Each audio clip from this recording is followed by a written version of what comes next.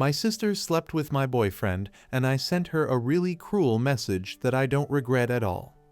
Sorry, but this post will have a lot of bad energy, and I'm terrible at writing in English, so if anyone is going to read the post, I'm sorry for all the grammatical errors that are likely to be in the post P. So a few days ago, IF25 found out that my sister 24F has been sleeping with my boyfriend, now ex, 25M. We dated for 3 years for 1 year, or probably more. They always had a close relationship, but I obviously took it as something innocent. I don't like video games, but my sister does, so they talked a lot by text, and I thought it was about games they like until I found out that no. They talked a lot about their secret dates while I was working and in college. I found pictures, videos, and a lot of other disgusting things in the chats between my ex and my sister. My pathetic sister found pleasure in asking my pathetic ex all the time if she's smarter or prettier than me. She even compared our private parts. WTH, we're both pretty. She's actually thinner and prettier than me, and even if she's an introvert, she has her group of friends, so I really don't understand where she got so much venom towards me. Our parents never compared us or anything like that, and she was always the one asking my ex to compare both of us in the chats. The first thing I did was throw all my ex-boyfriend's things out of the apartment. I insulted him in 1,000 ways, and I kept the PC that I gave him for Christmas. I didn't speak a single word to my sister for over a week, and she didn't contacted me like the coward she is until yesterday when she sent me a message trying to justify herself by saying that it was a mistake, yes. A mistake that lasted more than a year, and that I should forgive her because we're sisters and blah blah blah. At one point I thought, should I be the mature person in the situation who doesn't let resentment speak for her? But then I realized that I've never been that kind of person. I took my phone and wrote a long message to my sister that I would love to write here, but I am sure that I would break the rules since I called her out in every possible way, and I wrote a lot of personal things too. I told her how much of a failure she is and how she has always envied me, and that's why she needed to feel what it's like to be me for a second of her sad life. She sended me a voice massage crying and saying that she's in a very weak moment mentally, but she's still with him, Elmao, and I shouldn't make her feel worse, and that she regrets it. I just reacted to her message with this emoji and didn't even heard the long voice message until the end. Was it a low thing to attack her with all her flaws? Yes, but it's lower to betray your sister and believe that she's going to forgive you just because you share blood with her. Honestly, I feel really good after sending her that message and feel that it was therapeutic to take out everything I feel to give closure to that. BTW, I've never used a PC for gaming, but I'm looking for tutorials on YouTube about how to download The Sims. I helped my sister in every moment of her life. I literally fought for her when she was being bullied during high school. I helped her thousands of times to make friends. I even accompanied her everywhere she wanted. It is a betrayal that really hurts, and I will never forgive. Never. It hurts me that she slept with someone I loved. But it hurts me a lot all the things I read in those chats. How she enjoyed watching him compare me to her, or how she asked him about personal things about our relationship just to laugh at it. She's dead to me, and my parents knows it. I don't even care if I'm a bad person like them. This is something I can't forgive, and I don't even feel bad for my reaction. The message. Thank you for all the nice comments you left me. Many wrote to me with tips for The Sims, and I'm really grateful. Thanks for the game recommendations, even though I'm really bad at playing action game. The last action game I played was Resident Evil 4 on the PS2 long time ago, and it was because I had a crush with Leon Kennedy. He would never cheat on me, BTW.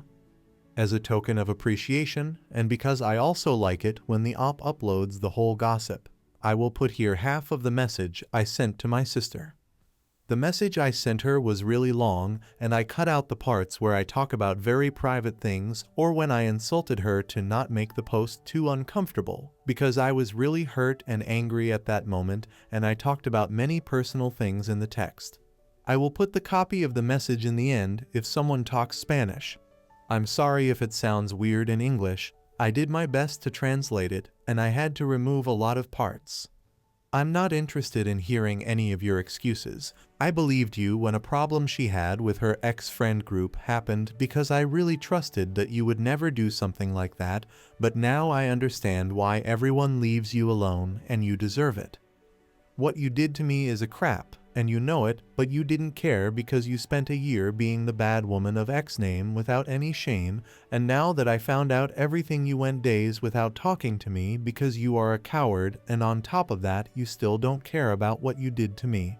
You're only talking to me because Dad probably stopped talking to you and you're running out of money. So you want to fix this crap so he gives you money again. You were always in a hole, but don't you think it's a lot to be my boyfriend's second woman? How little respect do you have for yourself? We're sisters. I don't even know what's going on in your head because I don't understand what's wrong with you. Girl, I read all the messages between you and you even started comparing our bodies. You're sick. You know that I never did anything for you to do this to me and I loved you. But everything turned out really well for you because he's with you, so enjoy that feeling and the love you two have for the other for now because you are going to be really lonely later and you are going to go back to your cave, but this time I am not going to be there to pity you like every time I did before. Stay with him. There's nothing that interests me less than fighting for an idiot who is surely going to leave you, but let me make it clear to you that you're not going to hear about me again. This dies here. We are not sisters anymore. If I see you on the street, then I'm going to cross to the opposite sidewalk to not see you. Update. They broke up, nobody's surprised. When all of this happened, my parents scolded my sister and she got offended and didn't speak to our parents except to ask them for money. She asked them for money to buy things for her career, but then my aunt told my parents that my sister actually used that money to buy my ex some sneakers. My parents never gave her any money from that day on. She's an idiot, TBH. My parents started to pay for us to go to a private college, and the only thing we have to do is literally study. The only thing she had to do was take her studies seriously, but she didn't. So my father got tired and hasn't sent her money for months. My ex discovered the post because he said it went viral in Facebook, and obviously he recognized the story. He contacted me to apologize and said he knows he did wrong by hurting me like that, but my sister manipulated him and it was a total mistake. I told him he can shove his apologies in the butt. Meanwhile, my sister and I have only crossed paths a few times, but she always avoids me because she thinks I'm going to hit her. I won't. We're not going to the same career, so we luckily don't see each other too much. Anyway, a few days ago she went to our parents' house saying that she broke up with my ex-IDY and that she felt really sad and had an anxiety attack. I don't know exactly what they talked about since I wasn't there, but my mother told me that she told my sister that she knew what was going to happen when she slept with him, and my sister justified herself by saying that they're in love, so my mother and her just argued again and my sister left. Now she doesn't talk to anyone in the family except our grandmother to ask for money. I know my sister is not going to change her bad habits, and she didn't learn anything from this. I even think she will get together with my ex again because they're just toxic with each other. But it's her life to ruin, not mine, and I don't care anymore. The bright side, I sold the PC to a guy from Reddit that saw my post, and that really saved me from having to keep paying the dues. Unfortunately, I didn't get to play The Sims much, but I prefer the extra money. My ex had told me that he wanted the PC back, but I told him that then he should pay the remaining dues, and he said no. So the idiot wanted the PC for free, even though he slept with my sister. The weird side, there are YouTubers who are literally charging their subscribers to read the post or other Reddit posts. TF, at least give me a share of the profits.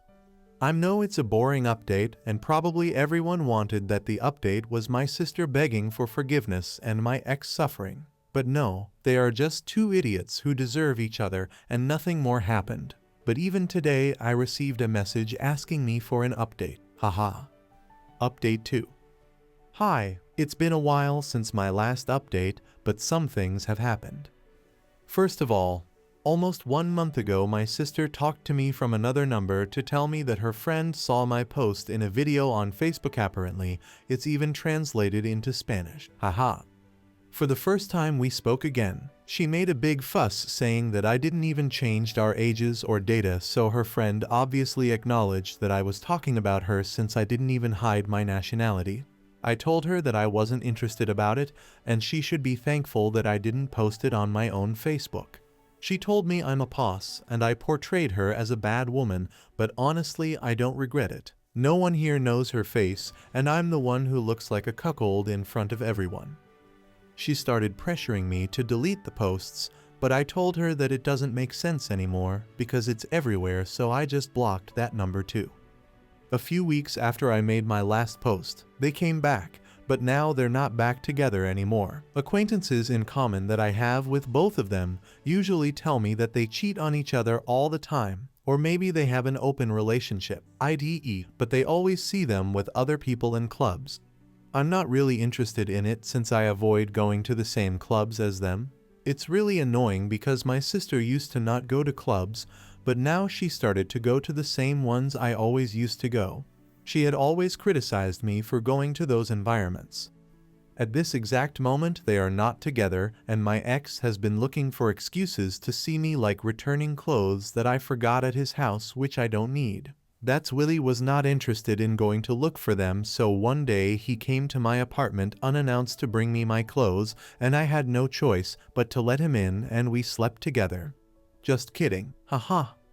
I just let him into my apartment to leave the clothes. I should talk to the manager to tell him that he is no longer allowed to have free access to my door. And it was very uncomfortable because he reminded me all the time that he is no longer with my sister and that I am a great woman. I told him that I know I am great, but I am not interested in hearing about his relationship with my sister. Love gossip though, and I just invited him to leave my place. He even tried to kiss me on the cheek before leaving. Yikes. Meanwhile, my parents don't know what to do with my sister anymore because she's even stopped going to college, although she's never really paid much attention to her studies, and they're tired of spending money if she doesn't make an effort.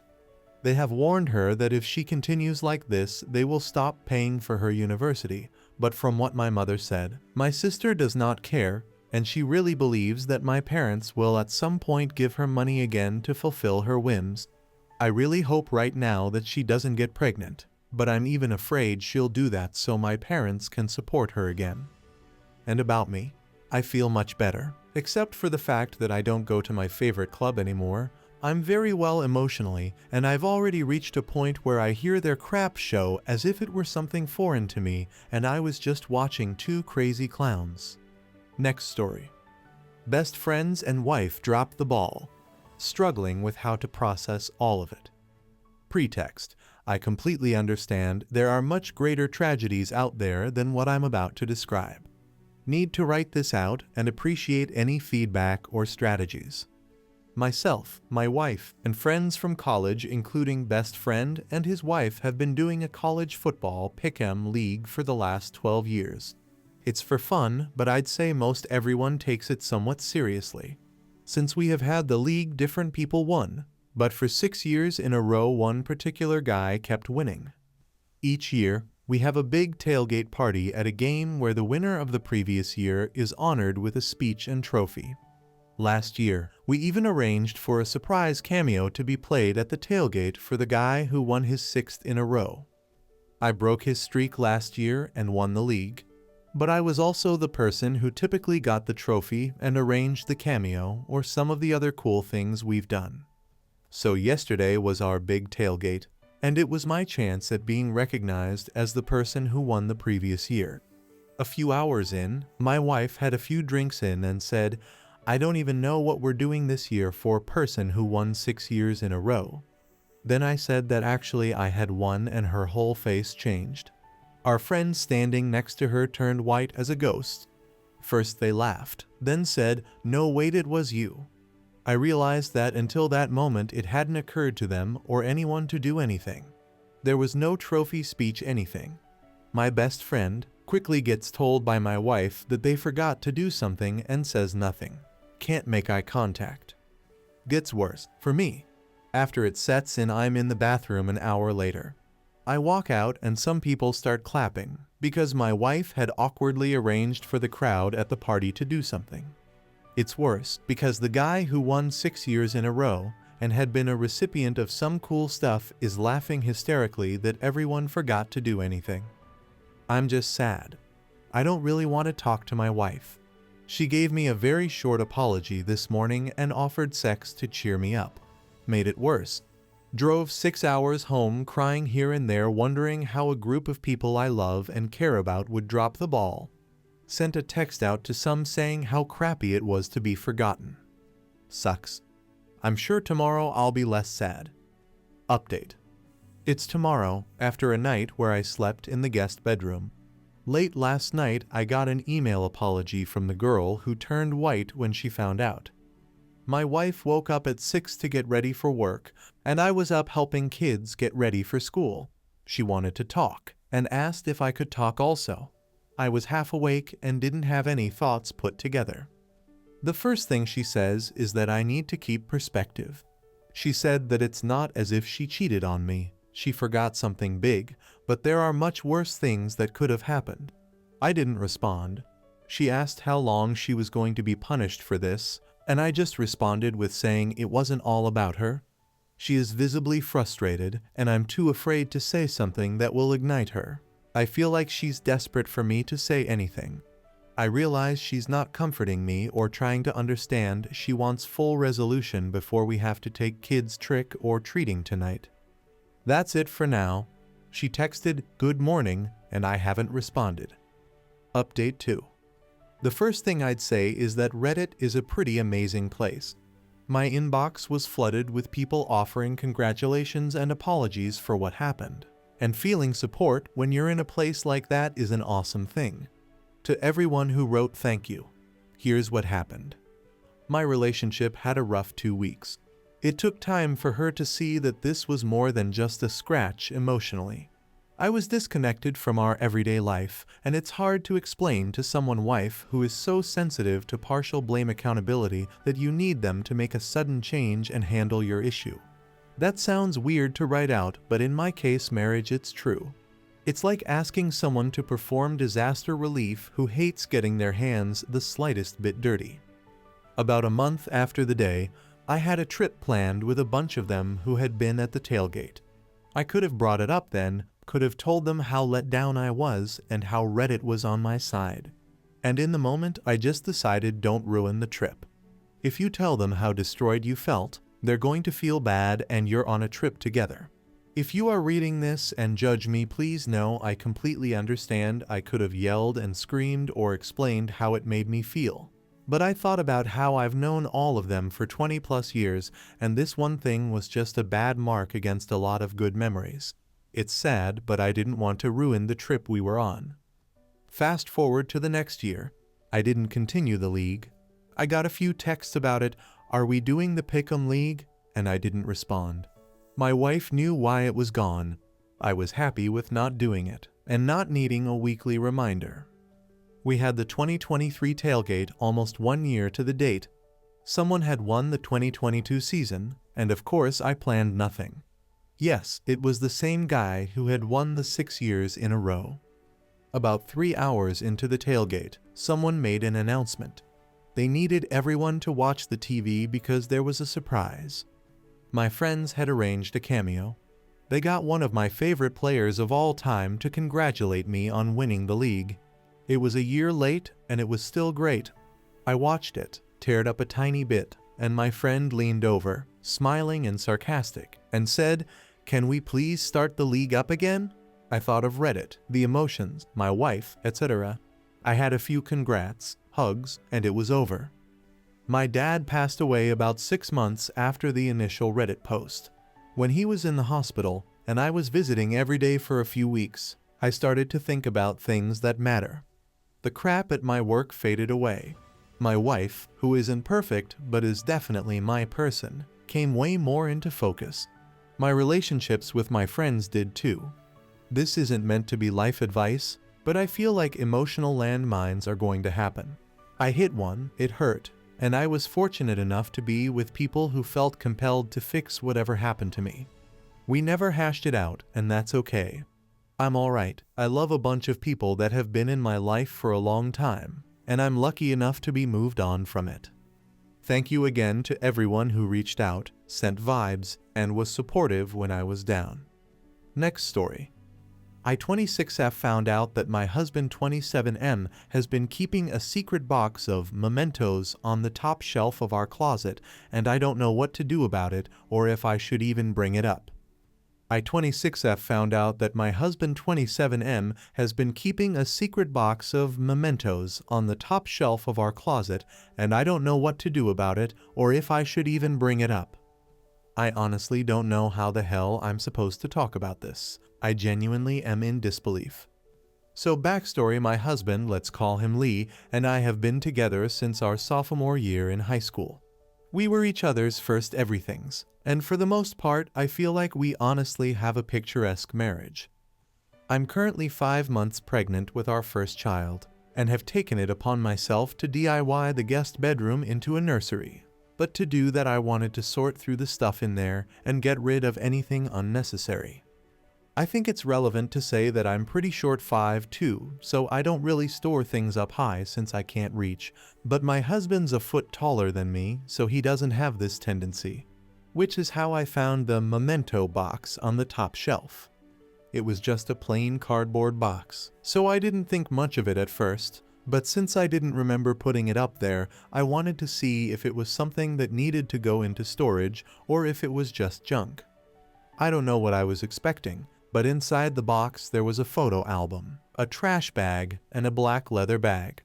The album just had my name plus Lee's written on the cover, so I thought it'd be something sweet because Lee has a tendency to gift me sentimental things, but no.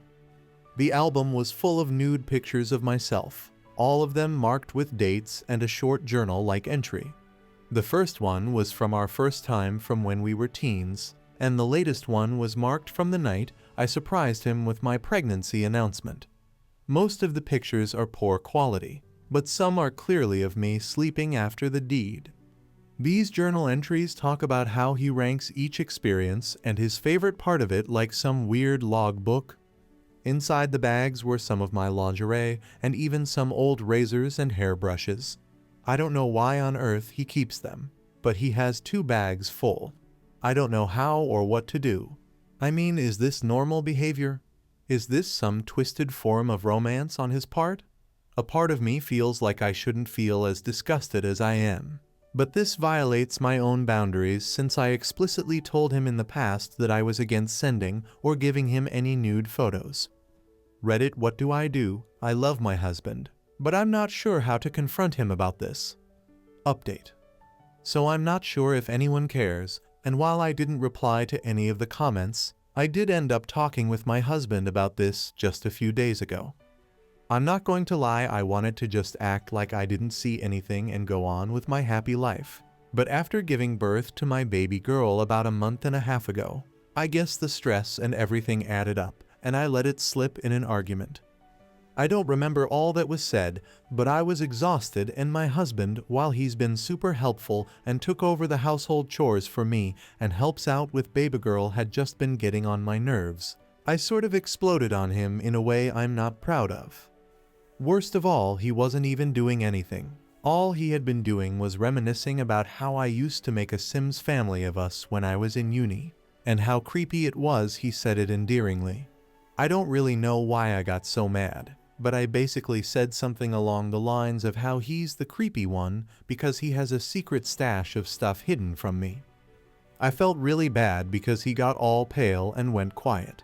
And then he sort of said he needed space and went to blow off some steam at the shooting range, which he does a lot when he needs to think, so I didn't question it. He came back home around dinner and said he was ready to talk. I asked him about all of the things I found, especially the photos. I reminded him again that I never agreed to making nudes of any sort, and he apologized and agreed to burn them. Apparently, our history goes back further than even I knew, as he recounted that we actually met before high school.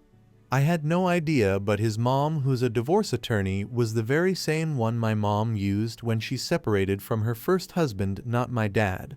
I called my mom after to confirm, and she told me it was true. But her and my mill never told me because my mom's divorce was messy, and she hates talking about it. Anyways, back to the first meeting thing. My mill at the time often had Lee hang out around her office after school, and it was during one of these days that my mom had to take me with her to speak with Mill in person. Lee was actually the boy that I played with in the waiting room. I can't believe he remembered that, because I totally forgot it. So according to him that first meeting was the day he knew I was special. Lee told me that while he had tried to pass it off as a crush, as he got older it never really went away, which led him to look into his mom's case files, and my state attorneys have to keep them for 7 years, and he found my mom on Facebook. Then my dad in her friends list, and managed to find my first and last name in order to find my Instagram. He had convinced his parents to let him transfer from his private K-12 school to my public high school, using the excuse that they had a better athletics program, which isn't actually far-fetched since my high school was one of the best in the state for that once he found out where I was going thanks to my dumb self putting it in my bio. I thought that us meeting was a sheer coincidence, and that we fell in love naturally, a classic sort of high school sweethearts. But no, Lee had orchestrated it all. I took my daughter with me to stay with my mom and stepdad, while Lee agreed to stay home and let me think. I spoke to my mom, as well as Mill and Phil. Lee's parents are not happy with him in all honesty, and Mill is especially mad because of client confidentiality. My mom gave me some good advice, that being that I should reflect on it. Lee had displayed any other red flag behaviors. I can honestly say that no, he hadn't, but since I know I'm biased, I asked my friends and those close to me if they noticed anything. So far, everything else about Lee seems to check out. I've never felt endangered by him, even when I told him I needed some distance for a few days. I want to make this marriage work. Reddit, but is this something that therapy can fix? Small update. Lee and I have since been going to couples counseling, and he's going to individual therapy.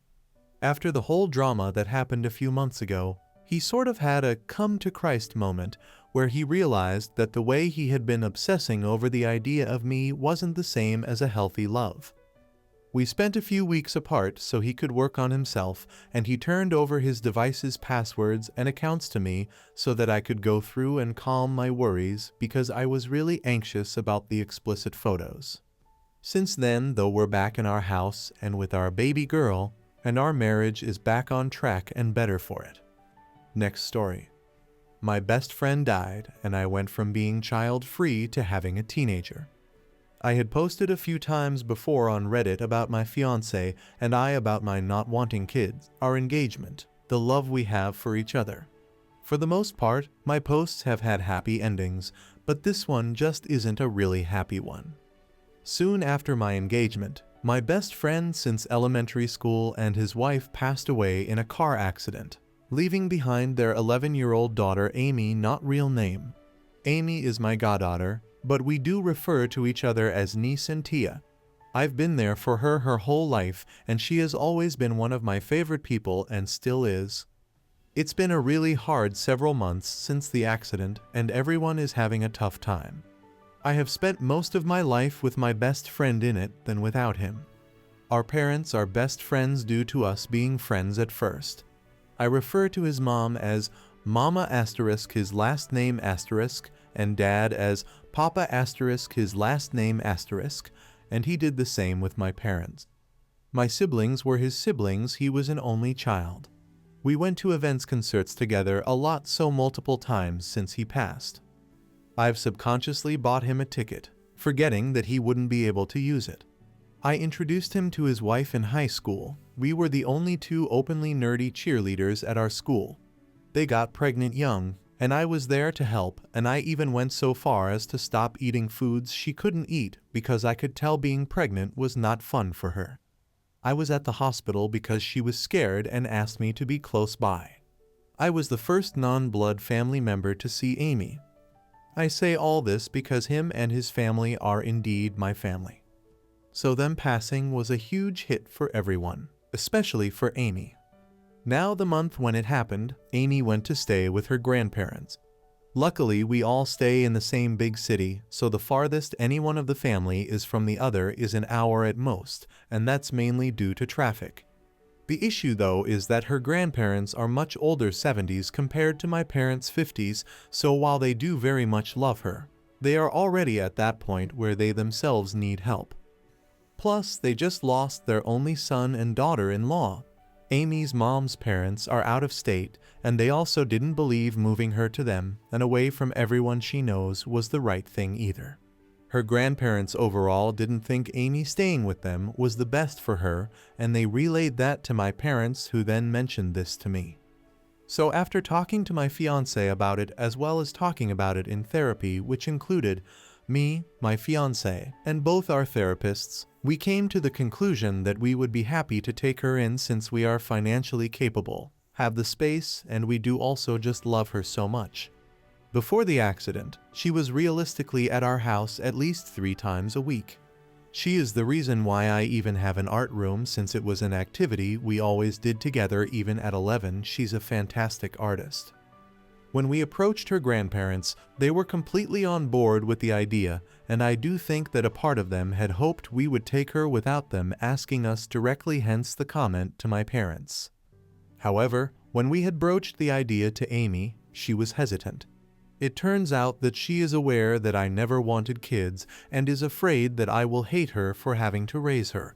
It 100% broke my heart that she felt that way, and I tried everything to convince her that was wrong. In the end, I told her the truth. I will never be able to replace her mom or her dad, and I have no plans to. Her parents made me her godmother because they knew that I would love and care for Amy the way they loved and cared for her. I could never hate her. My fiancé even pointed out that I was the one who had the idea to foster her. But I also had to stress to her that this is a new situation for all of us. We are all grieving together, and we are all jumping into this new living situation together. So there will be mistakes, but there will also be a lot of love. We also put her in therapy, which she has been very hesitant about, but after finding out that my fiancé and I are both regularly in therapy, she felt a lot more comfortable. My fiancé has been great through all this and my absolute rock. He was also very close to my best friend. My best friend was going to be his groomsman and was the second person my fiancé asked after he asked his brother to be the best man. My best friend was the type of person who will see something and say, "This looks like something so and so would like, so I'm going to buy it for them." So some days I will catch my fiancé staring at one of those many gifts for a long time. Or he will say something like, "I hope they both knew how much I loved them."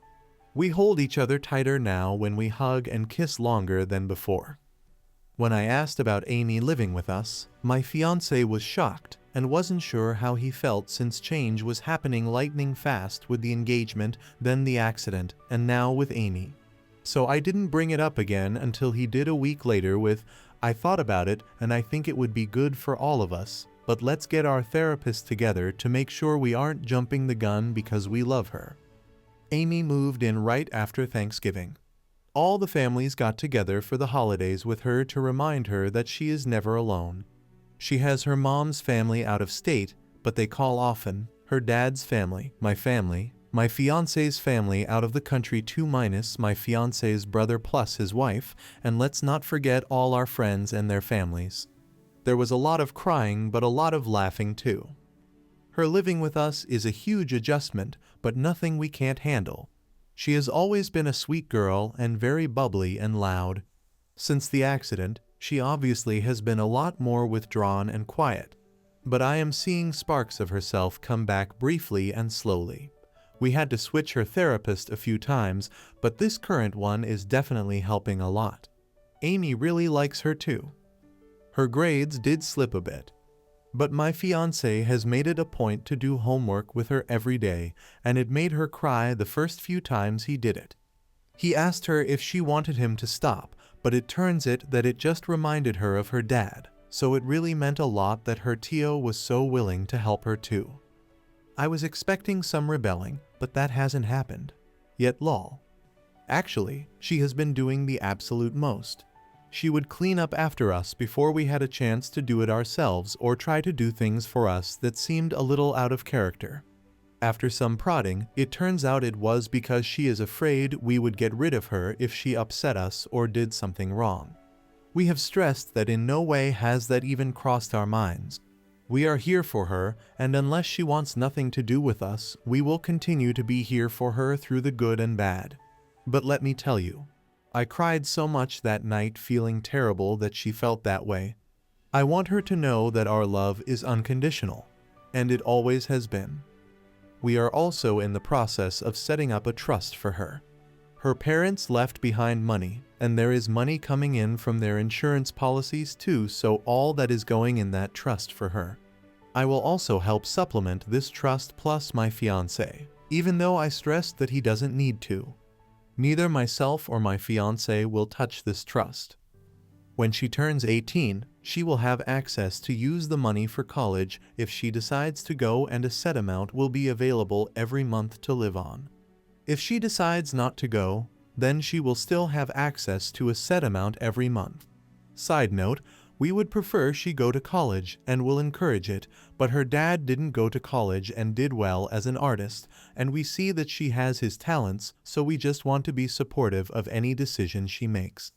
When she turns 21, she will have access to the full trust to use as she wishes, but we will do our best to ensure she is responsible with it when the time comes.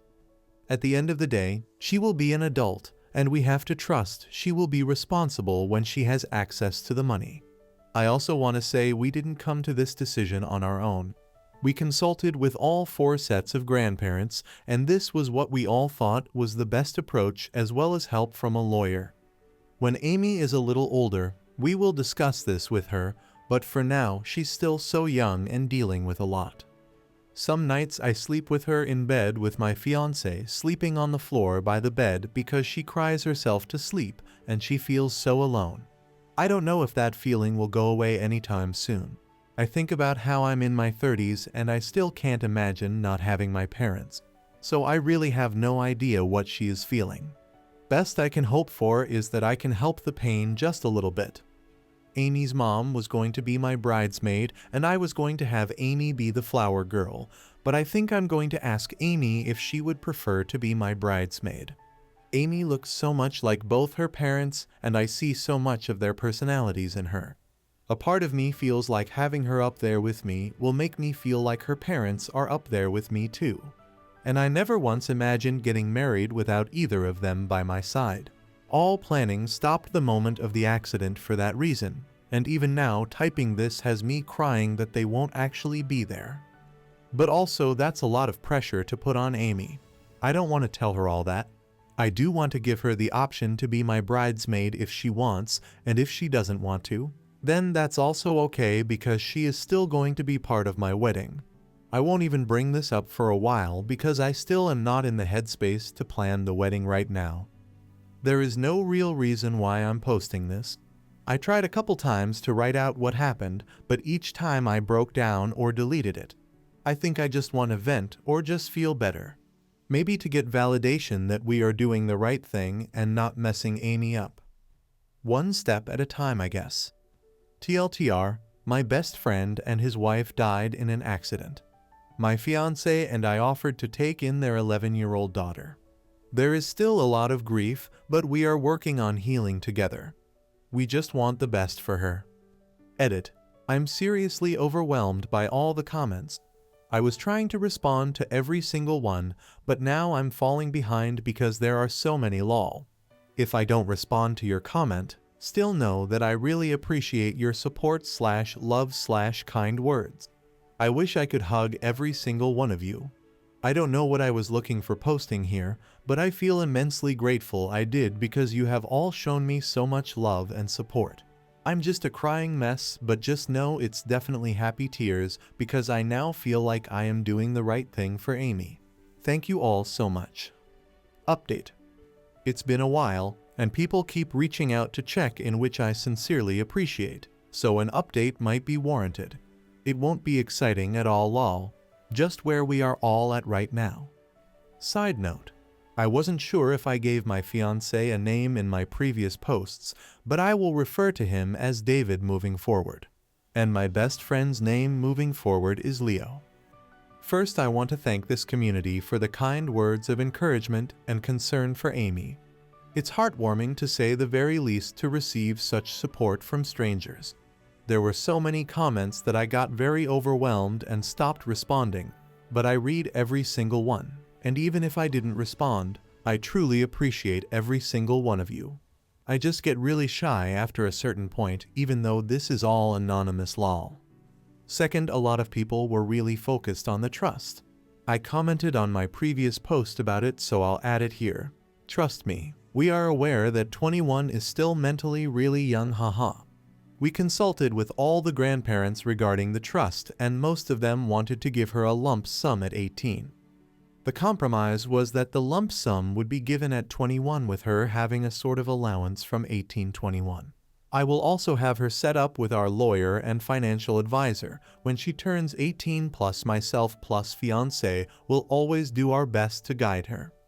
But she will be an adult at that point, so all we can do is give her all the tools to help make the best decisions for herself when the time comes. We can always change the rules of the trust if need be, but that is something that will be decided as a family. Right now, we are happy with where we landed. Now on to the update. David is my husband now. One night, we were talking, and we just didn't feel comfortable having the wedding this year, but we also didn't want to wait to be married, life is short. So we went to the courthouse with Amy to make it official. We will be having the wedding next year to make it official lol. We are all still in therapy, both individual and family. We are also in a support group for children who have lost parents, and Amy seems to be doing really well in. Amy is now 12.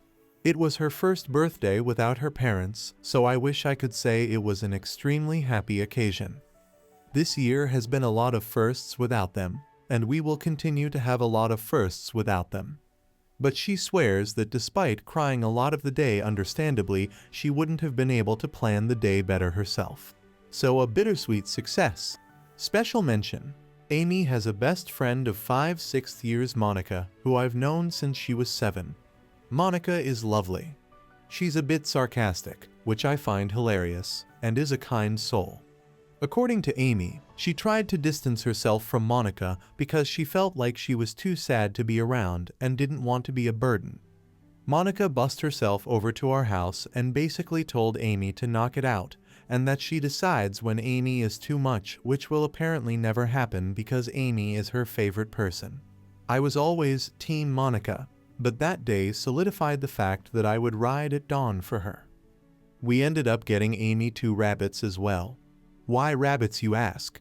Well, her parents' nickname for her was Bunny, and we were already planning on getting some kind of animal companion, so we landed on bunnies. Plus, our state has an overwhelming number of rabbits, and most get euthanized due to overpopulation, so they need all the love they can get. Why 2? Bunnies are social creatures and are happiest being raised with another rabbit. Amy is obsessed with paint and chalk, haha. After showing her the ropes and doing her own research, she has completely taken over any and all care for them despite us offering several times. She even has a space in the fridge labeled buns for the fresh greens that she cuts up every morning to give them. She decorated an area in her room for them cause they will be in her room at night. But they are allowed to venture around the house during the day after we spent a full day bunny proofing. Amy's been very happy with them. And Paint even sleeps on the bed with her now, with Chalk only sometimes sleeping with her. It also means we are no longer sleeping in her room with her, and only a handful of times has she crawled into bed with us, like on Mother's Day and Father's Day. We are leaving for a trip to Europesia next week. David and I love to travel, but I actually start to get irritable when I don't travel for a while. David jokes that I always need my fix lol. It's a 3-week trip starting in Poland to spend time with David's family for a week and then to Asia from there. The plan was for Amy to be with us for the full 3 weeks, but she really pushed back, and we were confused about that. She only wants to go for the first week in Poland to meet David's family. Side note, his family adore her and has planned a "you're stuck with us forever" party for her. Whenever we asked about the rest of the trip, she said she didn't want to go and that we should go without her. If she didn't want to do something, we get it and don't want to force her. Understanding the why was tough for me. Does she not like traveling? No, she enjoys it. Is she afraid? No, she likes flying and thinks it's cool to see new places. Is it too much time away from home? No, she's cool with long trips. So why doesn't she want to go? She just doesn't. In family therapy, the trip came up. Finally, her reason for not wanting to join us on the rest of the trip came up. She feels like David and I are prioritizing her too much and taking her feelings into account more than we should. She feels like we aren't prioritizing our relationship or even our other friends' family. She feels like she's preventing us from doing stuff because we keep thinking about her first. I want to make this very clear. While David and I are prioritizing her more and 100% take her feelings into account when we plan things, we still very much prioritize each other. We have a date night every week. If we do cancel, we make up for it. Our date nights did stop for a few months after Amy moved in with us, but that was just because we needed to adjust. She spends the night at Monica's every week, and that's usually when we do date night, and we do the same for Monica's mom every week. We also go to the gym together every morning. I'm not a morning person, but I am for David, and we communicate throughout the day. But she made a very good point about our friends and other family. It's been hard to balance a kid in the mix, and we have been a little neglectful. Sure, our closest friends' family usually just come over to our house and aren't shy about being themselves around Amy, but there are events that we have missed by prioritizing Amy. I'm not saying that we made the wrong choice, but she highlighted that we need to start taking care of our other relationships now that she feels safer with us. Amy really is the greatest kid. Even though it hasn't been a full year since they have passed, she has changed so much. I wish she didn't have to grow up as fast as she did, and I hope we can preserve some of her childhood, but I know her parents would be so proud of her. I'm so damn proud of her. We tell her all the time, but I really don't think she grasps just how proud we all are of her. Anyways, haha, we still stressed we would love to have her on the trip with us, but she said we should have that time for ourselves, so we decided to leave this trip as is. My parents will come with us for that first week in Poland, and they will fly back home with Amy with her floating between all the grandparents while David and I are traveling. We will video call her every day to check in. We are already making more of an effort with our friends and family. Amy is also spending more nights with her many grandparents, which she has been loving because I'm really lucky that I have 4 nanas and 4 papas. David is absolutely killing the parent role too. He has been more hands-on with Amy's schooling. He's the one who has been handling teacher school stuff and pickups. I do drop-offs. He has the contact information and has made better connections with the other parents of all the kids in her class, plus all her friends' parents. He's been joking about joining the school's version of the TE, but I don't think he's joking lol. He's definitely the extrovert of the two of us, so it isn't surprising. I could probably go on for pages and pages about David just being the absolute best, but I already feel like this update is super long, haha. I don't know how I would have done any of this without his love and support. While neither one of us is perfect, we are perfect for each other. It's honestly crazy to me that I can still love him more and more each day. Like, how is that actually even physically possible to love someone this much? Is this even healthy? I digress lol. I think I'm doing okay. Just like Amy is dealing with a lot of firsts without her parents, so am I. At first I didn't think it was fair for me to even grieve since Amy's situation is just on a whole other level than my own. But my therapist had to remind me not to compare my grief with hers because it is just different. I sometimes imagine what my conversation with Leo would have been like if I told him I'm adopting this 11-12-year-old girl because her parents were my closest friends. He always understood why I didn't want kids, and he was so supportive about it when others disregarded my feelings. I wonder if he would have talked me out of it, or if he would have encouraged me to do it. He 100% would have been part of the village of people supporting me whether he agreed with my decision or not. I just wish I knew what his thoughts would be about this woo-woo thing. Sigh. I miss them both so damn much. But I'm also really lucky to have David and Amy. I don't know who said it, but they said it best. If you want the rainbow, you gotta put up with the rain. TLDR. Like I said, very boring update of me rambling about random things that happened and letting everyone know we are okay. Just taking every day one step at a time. I'll probably update every once in a while for the couple of you that care, haha. We truly appreciate all the support and love. I hope you guys like this video. If you did, make sure like, comment, share, and subscribe the channel James Stories.